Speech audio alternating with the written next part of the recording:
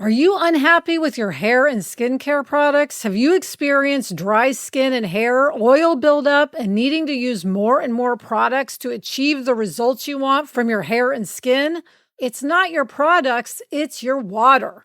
Culligan water softeners stop hard water at the source, providing softer, cleaner water throughout every faucet in your home.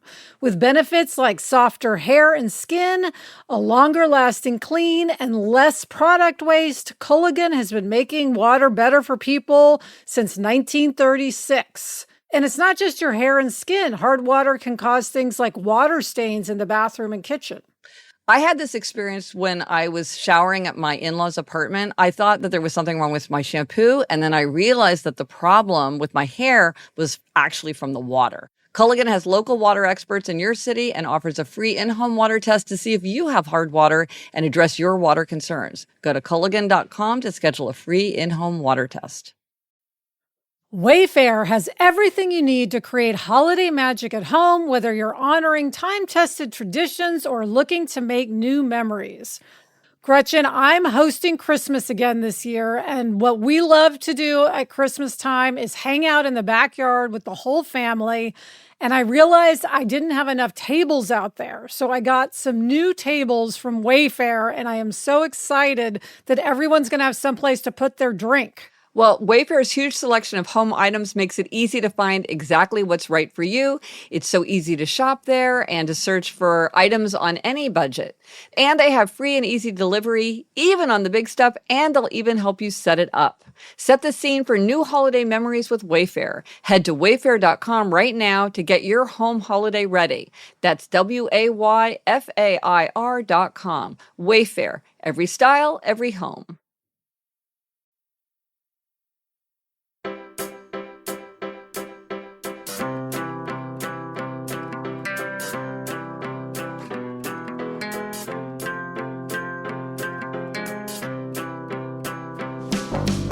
Hello, it's time for More Happier, a podcast where we get more happier.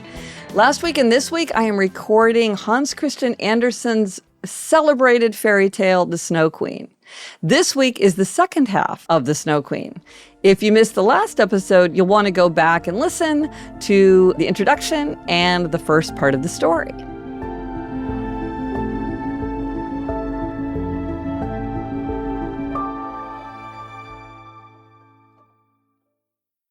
Fourth story, Prince and Princess. Gerda was soon obliged to rest again. A big crow hopped onto the snow just in front of her. It had been sitting looking at her for a long time and wagging its head. Now it said, "Caw-caw, good day," as well as it could. It meant to be kind to the little girl and asked her where she was going, alone in the wide world. Gerda understood the word alone and knew how much there was in it. And she told the crow the whole story of her life and adventures and asked if it had seen Kay. The crow nodded his head gravely and said, maybe I have. What? Do you really think you have? Cried the little girl, nearly smothering him with her kisses. Gently, said the crow. I think it may have been Kay, but he has forgotten you by this time, I expect, for the princess. Does he live with the princess? Asked Gerda. Yes, listen, said the crow, but it is so difficult to speak your language. If you understand crow's language, I can tell you about it much better. No, I have never learnt it, said Gerda, but grandmother knew it and used to speak it. Ugh, if only I had learned it. It doesn't matter, said the crow. I will tell you as well as I can, although I may do it very badly. Then he told her what he had heard. In the kingdom where we are now, he said, there lives a princess who is very clever. She has read all the newspapers in the world and forgotten them again, so clever is she. One day she was sitting on her throne, which is not an amusing thing to do either, they say, and she began humming a tune which happened to be, Why should I not be married? Oh, why? Why not indeed, said she, and she made up her mind to marry if she could find a husband who had an answer ready when a question was put to him. She called all the court ladies together, and when they heard what she wanted, they were delighted. I like that now, they said. I was thinking the same thing myself the other day. Every word I say is true, said the crow, for I have a tame sweetheart who goes about the palace whenever she likes. She told me the whole story. Of course, his sweetheart was a crow, for birds of a feather flock together, and one crow always chooses another. The newspapers all came out immediately with borders of hearts and the princess's initials. They gave notice that any young man who was handsome enough might go up to the palace to speak to the princess. The one who spoke as if he were quite at home and spoke well would be chosen by the princess as her husband. "Yes, yes, you may believe me. It's as true as I sit here," said the crow. "The people came crowding in. There was such running and crushing, but no one was fortunate enough to be chosen, either on the first day or on the second. They could all of them talk well enough in the street, but when they entered the castle gates and saw the guard in silver uniforms, and when they went up the stairs through rows of lackeys in gold-embroidered liveries, their courage forsook them. When they reached the brilliantly lighted reception rooms and stood in front of the throne where the princess was seated, they could think of nothing to say. They only echoed her last words, and of course that was not what she wanted. It was just as if they had all taken some kind of sleeping powder, which made them lethargic. They did not recover themselves until they got into the street again, and then they had plenty to say. There was quite a long line of them, reaching from the town gates up to the palace.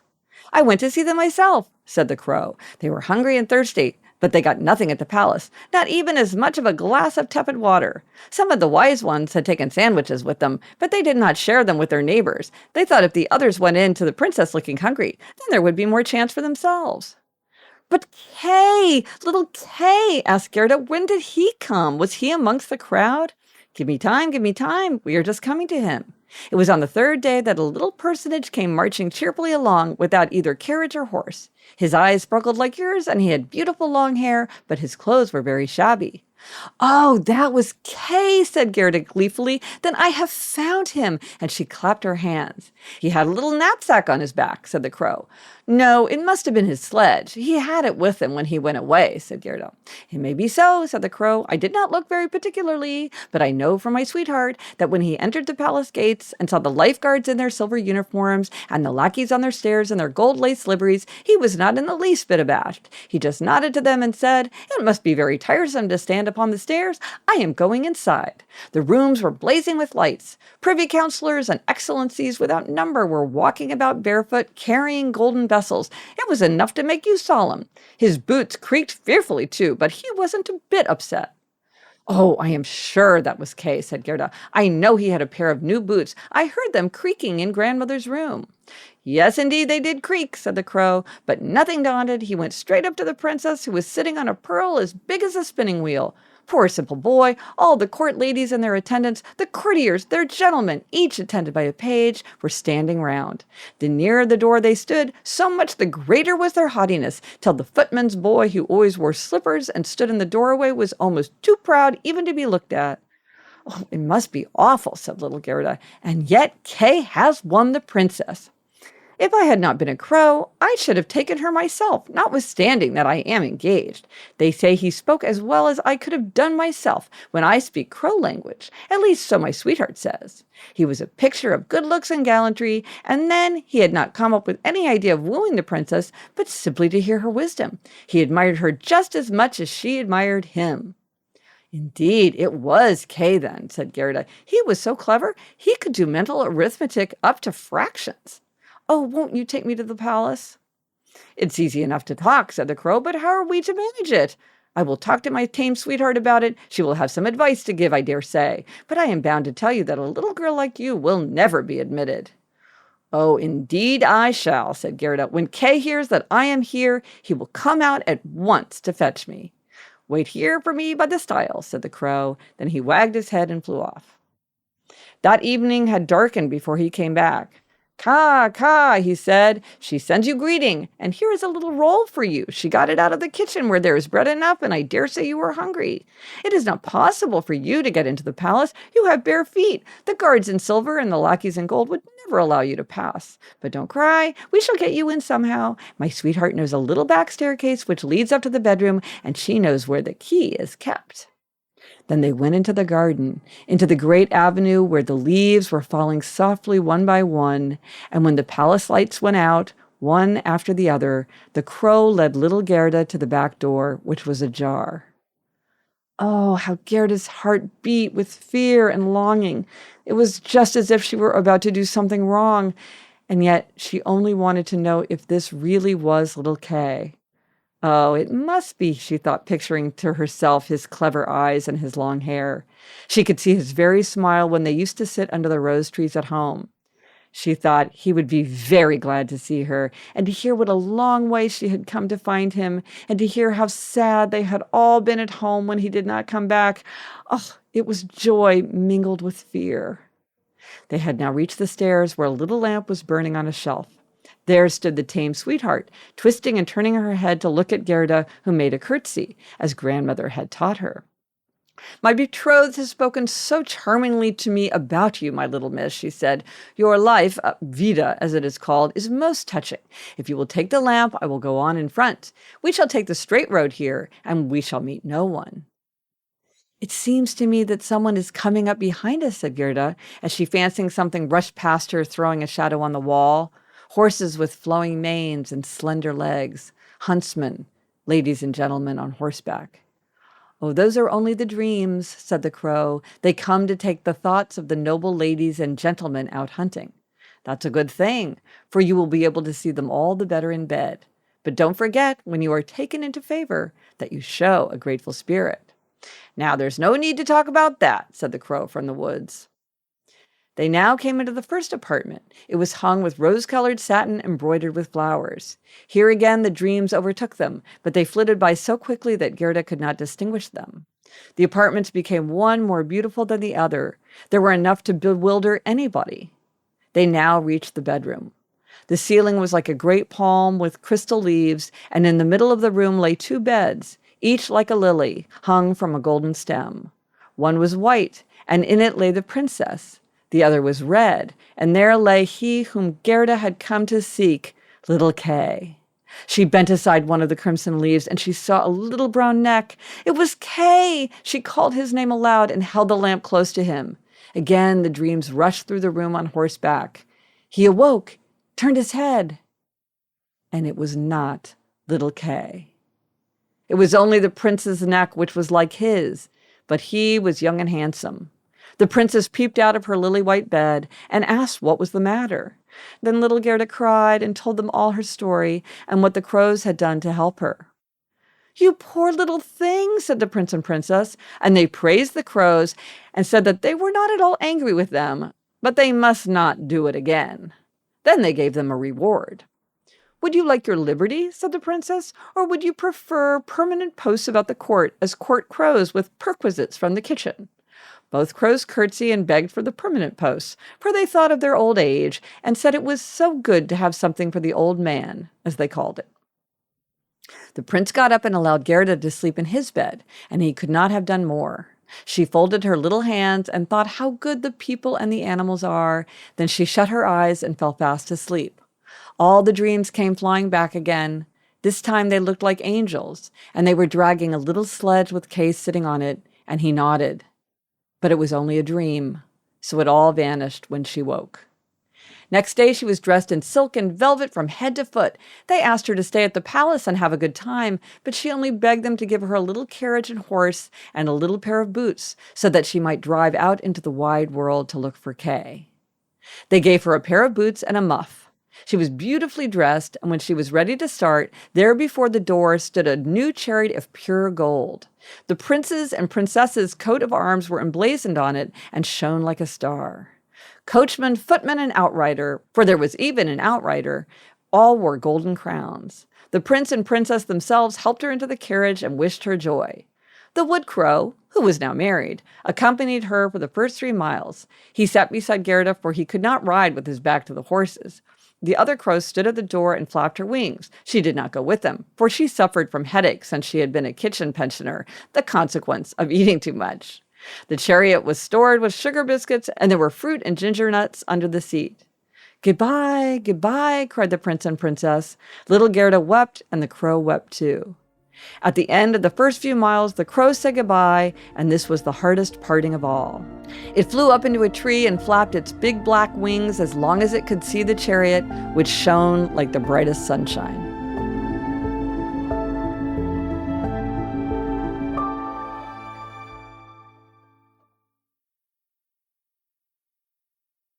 This show is sponsored by MIDI Health.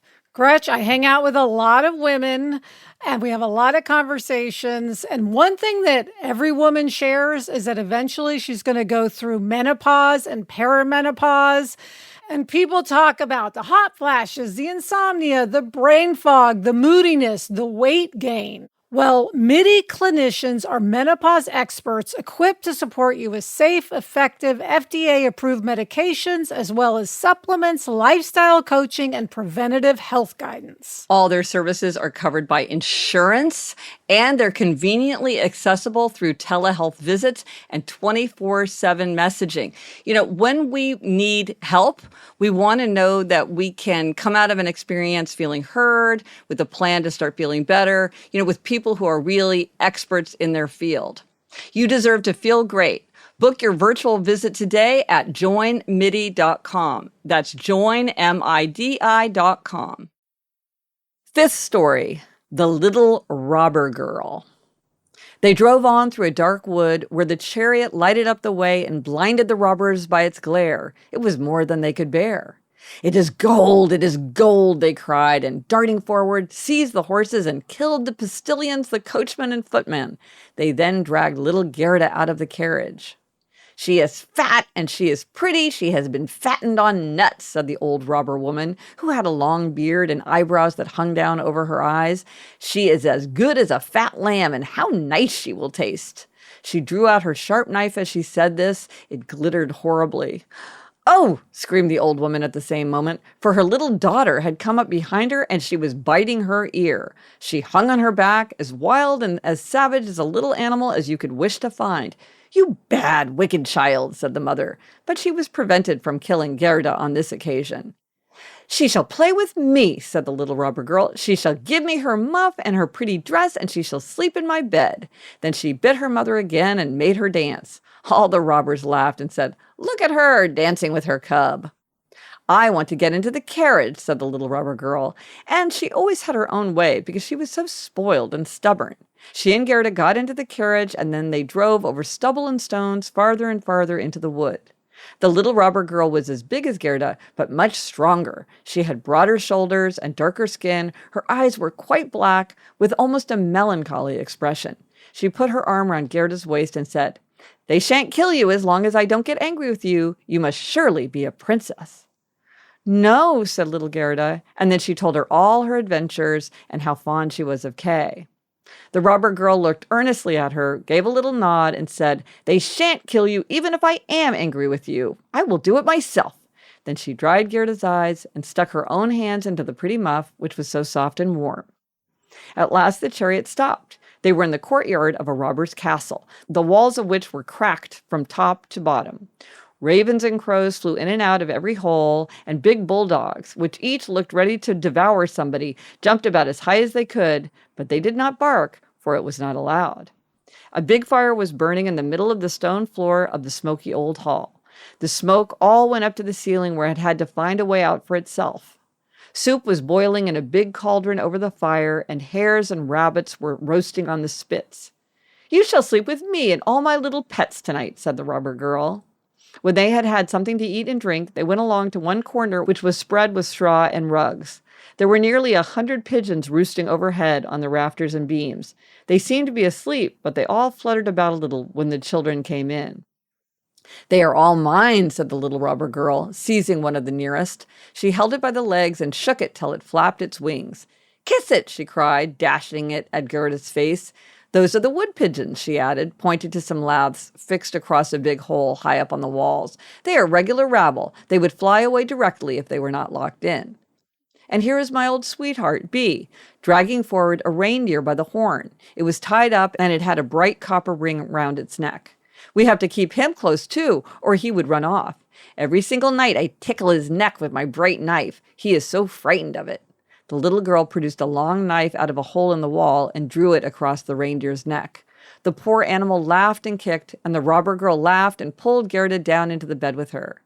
"Do you have that knife by you while you were asleep?" asked Gerda, looking rather frightened. "I always sleep with a knife," said the little robber girl. "You never know what will happen. But now tell me again what you told me before about little Kay and why you went out into the world." So Gerda told her all about it again, and the wood pigeons cooed up in their cages above them. The other pigeons were asleep. The little rubber girl put her arm around Gerda's neck and went to sleep with a knife in her other hand, and she was soon snoring. But Gerda would not close her eyes. She did not know whether she was to live or die. The robbers sat round the fire, eating and drinking, and the old woman was turning somersaults. This sight terrified the poor little girl. Then the wood pigeon said, "Coo, coo, we have seen little Kay. His sledge was drawn by a white chicken, and he was sitting in the Snow Queen's sledge. It was floating low down over the trees while we were in our nests. She blew upon us young ones, and they all died except us two. Coo, coo." "What are you saying up there?" asked Gerda. "Where was the Snow Queen going? Do you know anything about it?" "She was most likely going to Lapland, because there is always snow and ice there. Ask the reindeer who is tied up there." "There is ice and snow, and it's a splendid place," said the reindeer. "You can run and jump about where you like on these big glittering plains. The Snow Queen has her summer tent there, but her permanent castle is up at the North Pole, on the island which is called Spitzbergen." "Okay, little Kay," sighed Gerda. "Lie still, or I shall stick the knife into you," said the robber girl. In the morning, Gerda told her all that the wood pigeons had said, and the little robber girl looked quite solemn. But she nodded her head and said, "No matter, no matter. Do you know where Lapland is?" she asked the reindeer. "Who should know better than I?" said the animal, its eyes dancing. "I was born and brought up there, and I used to leaf about on the snowfields." "Listen," said the robber girl. "You see that all our men folks are away, but Mother is still here, and she will stay. But later on in the morning, she will take a drink out of the big bottle there, and after that, she will have a nap. Then I will do something for you." Then she jumped out of bed, ran along to her mother and pulled her beard and said, "Good morning, my own dear nanny goat." And her mother filliped her nose till it was red and blue, but it was all affection. As soon as her mother had had her draught from the bottle and had dropped asleep, the little robber girl went along to the reindeer and said, "I should have the greatest pleasure in the world keeping you here to tickle you with my knife, because you were such fun then. However, it does not matter. I will untie your halter and help you outside so that you may run away to Lapland. But you must put your best foot foremost and take this little girl for me to the Snow Queen's palace where her playfellow is. I have no doubt you heard what she was telling me, for she spoke loud enough, and you are generally eavesdropping."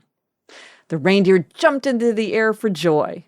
The robber girl lifted little Gerda up and had the forethought to tie her on, nay, even to give her a little cushion to sit upon. "Here, after all, I will give you your fur boots back, for it will be very cold. But I will keep your muff. It is too pretty to part with. Still, you shan't be cold. Here are my mother's big mittens for you. They will reach up to your elbows. Here, stick your hands in. Now your hands look just like my nasty mother's." Gerda shed tears of joy. "I don't like you to whimper," said the little robber girl. "You ought to be looking delighted. And here are 2 loaves and a ham for you, so that you shan't starve." These things were tied onto the back of the reindeer. The little robber girl opened the door, called in all the big dogs, and then she cut the halter with her knife and said to the reindeer, "Now run, but take care of my little girl." Gerda stretched out her hands in the big mittens to the robber girl and said goodbye, and then the reindeer darted off over briars and bushes, through the big wood, over swamps and plains, as fast as it could go. The wolves howled and the ravens screamed, while the red lights quivered up in the sky. "These are my old northern lights," said the reindeer. "See how they flash." And on it rushed, faster than ever, day and night. The loaves were eaten, and the ham too, and then they were in Lapland.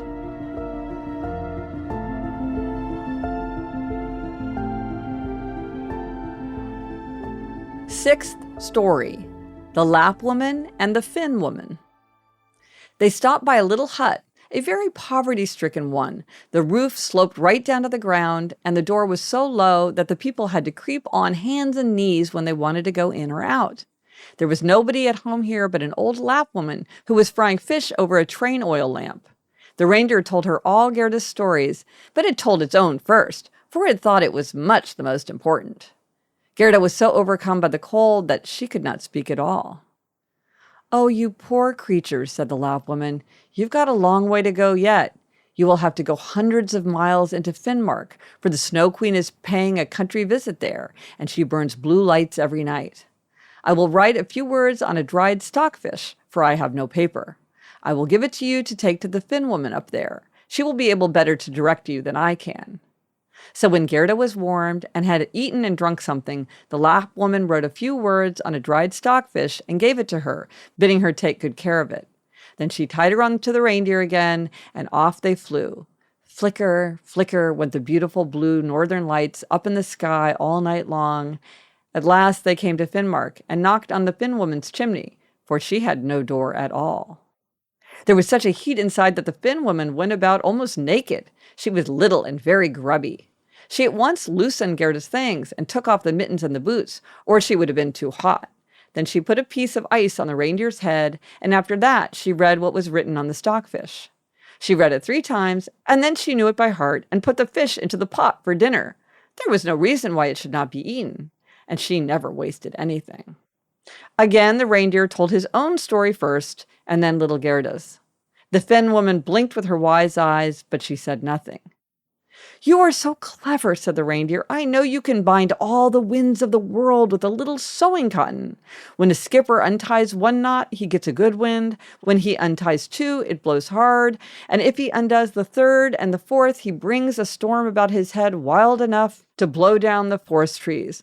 Won't you give the little girl a drink so that she may have the strength of 12 men to overcome the Snow Queen?" "The strength of 12 men," said the Finn woman. "Yes, that will be about enough." She went along to a shelf and took down a big folded skin, which she unrolled. There were curious characters written on it, and the Finn woman read till the perspiration poured down her forehead. But the reindeer again implored her to give Gerda something, and Gerda looked at her with such beseeching eyes full of tears that the Finn woman began blinking again and drew the reindeer along into a corner where she whispered to it, at the same time putting fresh ice on its head.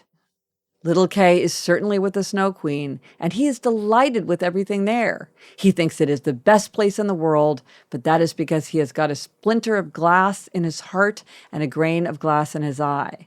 They will have to come out first, or he will never be human again, and the Snow Queen will keep him in her power." "But can't you give little Gerda something to take which will give her power to conquer it all?"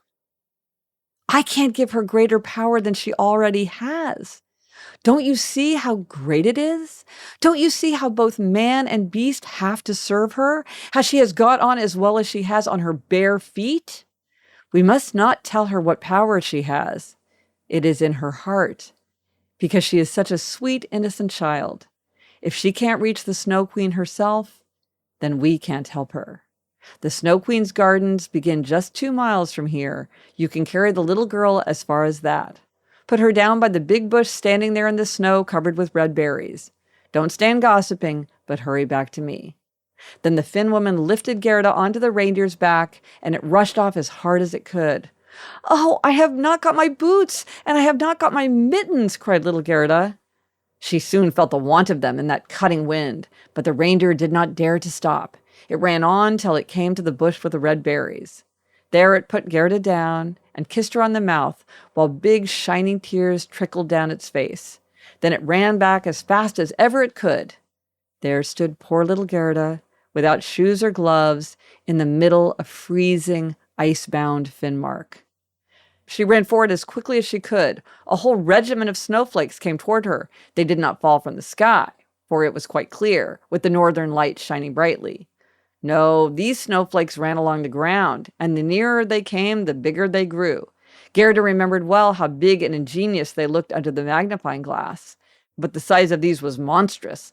They were alive. They were the Snow Queen's advance guard, and they took the most curious shapes. Some looked like big, horrid porcupines. Some like bundles of knotted snakes with their heads sticking out.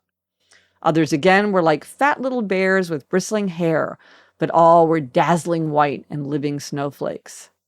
Then little Gerda said the Lord's Prayer, and the cold was so great that her breath froze as it came out of her mouth, and she could see it like a cloud of smoke in front of her.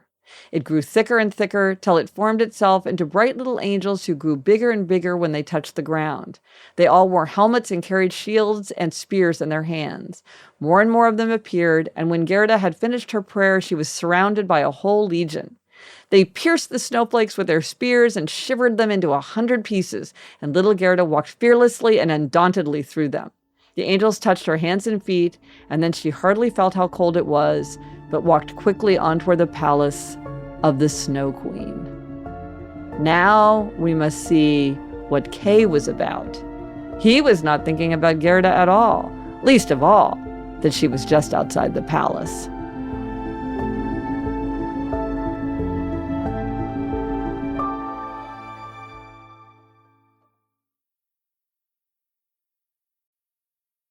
It's great when you can get someone a gift they wouldn't necessarily get for themselves, that little bit of luxury that they don't know they're missing.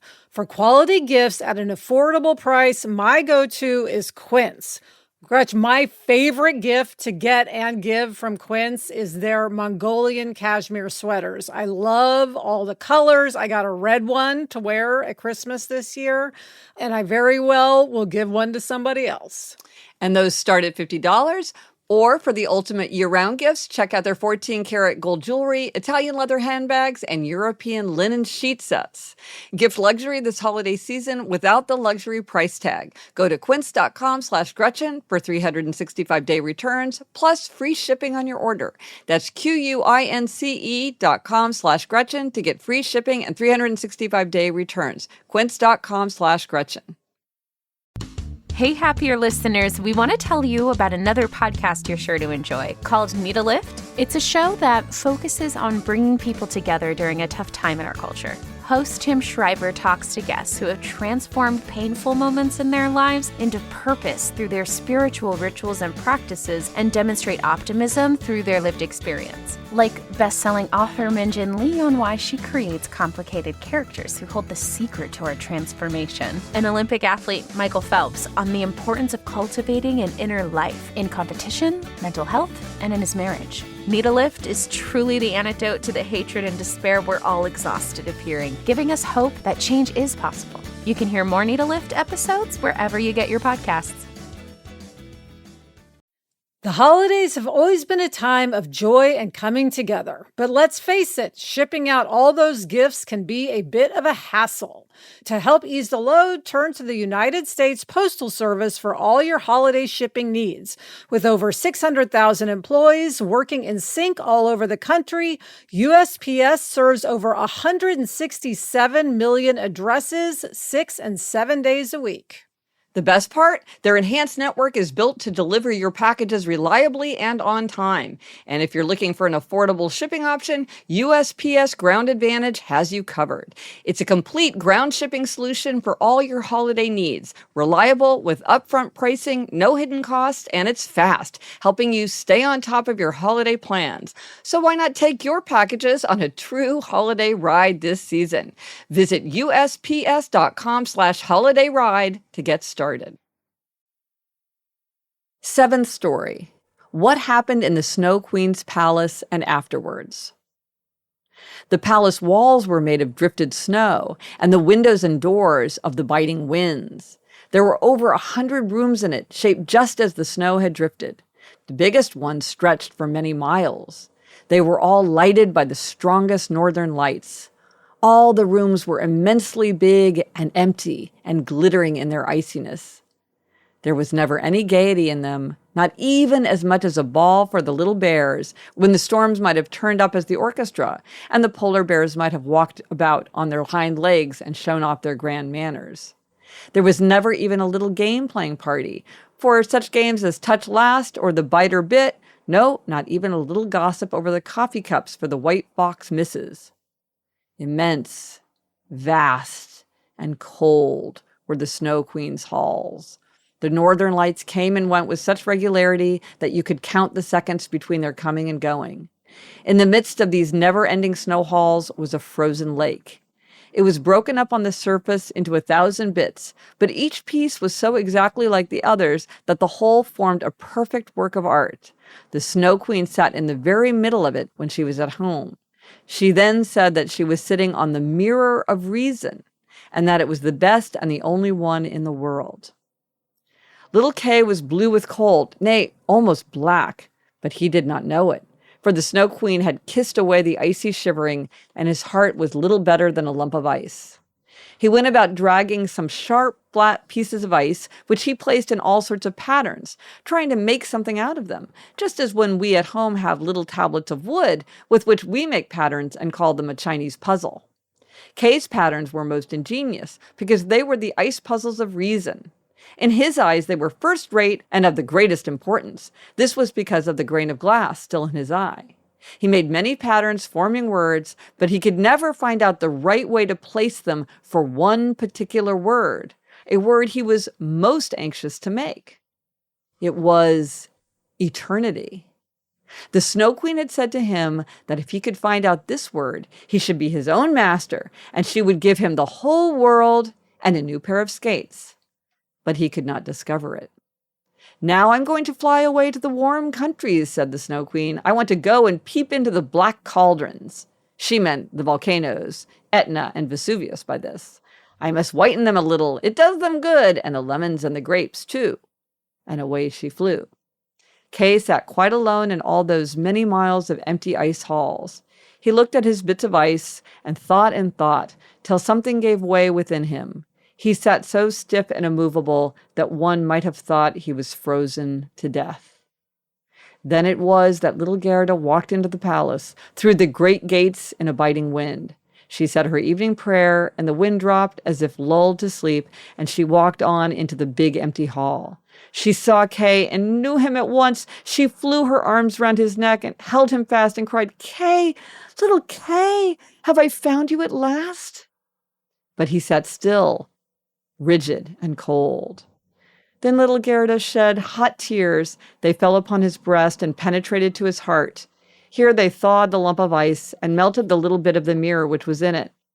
He looked at her and she sang, "Where roses deck the flowery vale, there, infant Jesus, we thee hail." Then Kay burst into tears. He cried so much that the grain of glass was washed out of his eye. He knew her and shouted with joy, "Gerda, dear little Gerda, where have you been for such a long time? And where have I been?" He looked round and said, "How cold it is here, how empty and vast." He kept tight hold of Gerda, who laughed and cried for joy. Their happiness was so heavenly that even the bits of ice danced for joy round them, and when they settled down, there they lay, just in the very position the Snow Queen had told Kay he must find out if he was to become his own master and have the whole world and a new pair of skates. Gerda kissed his cheeks and they grew rosy. She kissed his eyes and they shone like hers. She kissed his hands and feet and he became well and strong. The Snow Queen might come home whenever she liked. His order of release was written there in shining letters of ice. They took hold of each other's hands and wandered out of the big palace. They talked about grandmother and about the roses upon the roof. Wherever they went, the winds lay still and the sun broke through the clouds. When they reached the bush with the red berries, they found the reindeer waiting for them, and he had brought another young reindeer with him, whose udders were full. The children drank her warm milk and kissed her on the mouth. Then they carried Kay and Gerda first to the Finn woman, in whose heated hut they warmed themselves and received directions about the homeward journey. Then they went on to the Lapp woman. She had made new clothes for them and prepared her sledge. Both the reindeers ran by their side to the boundaries of the country. Here the first green buds appeared, and they said goodbye to the reindeer and the Lapp woman. They heard the first little birds twittering and saw the buds in the forest. Out of it came a young girl on a beautiful horse, which Gerda knew, for it had drawn the golden chariot. She had a scarlet cap on her head and pistols in her belt. It was the little robber girl who was tired of being at home. She was riding northward to see how she liked it before she tried some other part of the world. She knew them again, and Gerda recognized her with delight. "You are a nice fellow to go tramping off," she said to little Kay. "I should like to know if you deserve to have somebody running to the end of the world for your sake."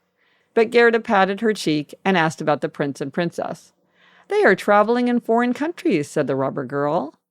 "But the crow?" asked Gerda. "Oh, the crow is dead," she answered. "The tame sweetheart is a widow and goes about with a bit of black wool tied round her leg. She pities herself bitterly, but it's all nonsense. But tell me how you got on yourself and where you found him." Gerda and Kay both told her all about it. "Snip, snap, snurr, it's all right at last then," she said, and she took hold of their hands and promised that if she ever passed through their town, she would pay them a visit. Then she rode off into the wide world. But Kay and Gerda walked on, hand in hand, and wherever they went, they found the most delightful spring and blooming flowers. Soon they recognized the big town where they lived, with its tall towers, in which the bells still rang their merry peals. They went straight on to Grandmother's door, up the stairs, and into her room. Everything was just as they had left it, and the old clock ticked in the corner, and the hands pointed to the time. As they went through the door into the room, they perceived that they were grown up. The roses clustered round the open window, and there stood their two little chairs. Kay and Gerda sat down upon them, still holding each other by the hand. All the cold, empty grandeur of the Snow Queen's palace had passed from their memory like a bad dream. Grandmother sat in God's warm sunshine, reading from her Bible. "Without ye become as little children, ye cannot enter into the kingdom of heaven." Kay and Gerda looked into each other's eyes, and then all at once the meaning of the old hymn came to them. "Where roses deck the flowery vale, there, infant Jesus, we thee hail." And there they both sat, grown up, and yet children, children at heart, and it was summer. Warm, beautiful summer.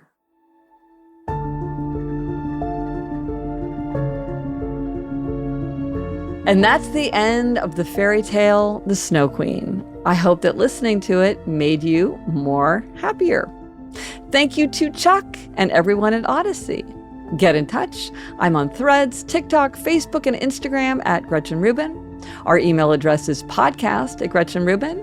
And for everything related to this episode, go to happiercast.com. The best time to start a happiness project is 20 years ago. The second best time is now.